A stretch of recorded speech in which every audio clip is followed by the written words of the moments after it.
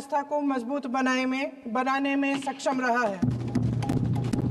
ये एक इतना क्रांतिकारी कानून है कि जब इसको बनाया गया तो सदन के सभी राजनीतिक दलों ने इससे पूरी सहमति दी। इसके द्वारा 100 दिन का रोजगार इस देश के गरीब से गरीब लोगों को मिलता है, हमारे गरीब से गरीब भाई बहनों को। हम सब जनप्रतिनिधि हैं महोदय, जब हम अपने अपने क्षेत्रों में जाते हैं, आप भी जानते हैं, दूर दूर से हमें दिख जाता है कि मनरेगा का कौन मजदूर है। सबसे गरीब होता है, चेहरे पे झुर्रियां होती है, हाथ मिलाए तो सर हाथ पत्थरों की तरह। हाँ सर, मैं कर रही हूँ, पहुंच रही हूँ, मुझे पहुंचने दीजिए। एक मिनट लूंगी, मुझे पहुंचने दीजिए। सर, उनके हाथ पत्थरों की तरह कठोर होते हैं क्योंकि इतनी मजदूरी करते हैं।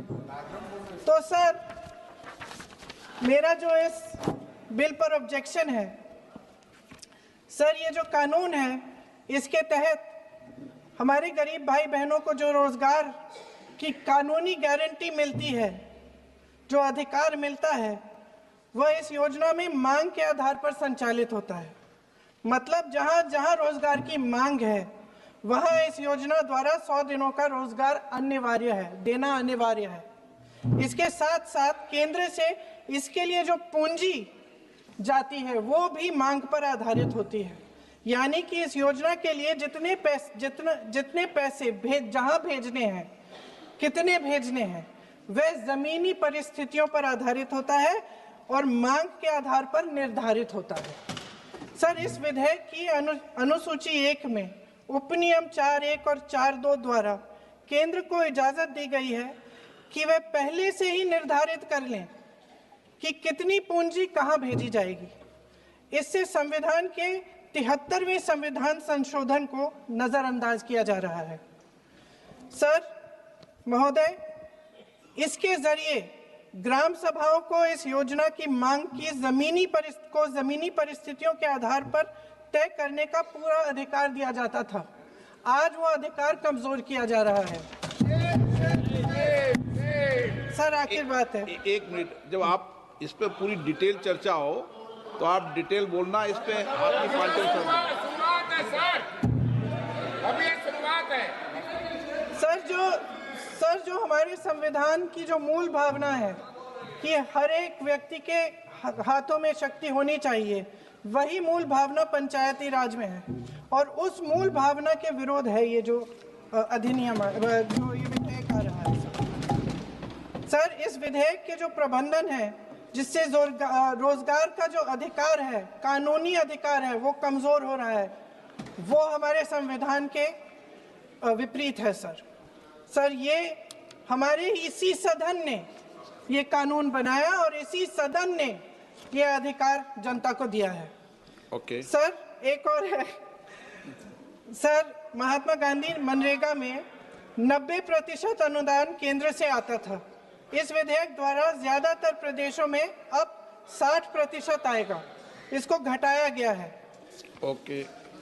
सर, इससे प्रदेशों की अर्थव्यवस्था पर बहुत भार होगी और खास तौर से ये वे प्रदेश जिनकी अर्थव्यवस्था पहले से ही केंद्र की ओर से जीएसटी के बकाये के इंतजार में है। ओके, माननीय सदस्य।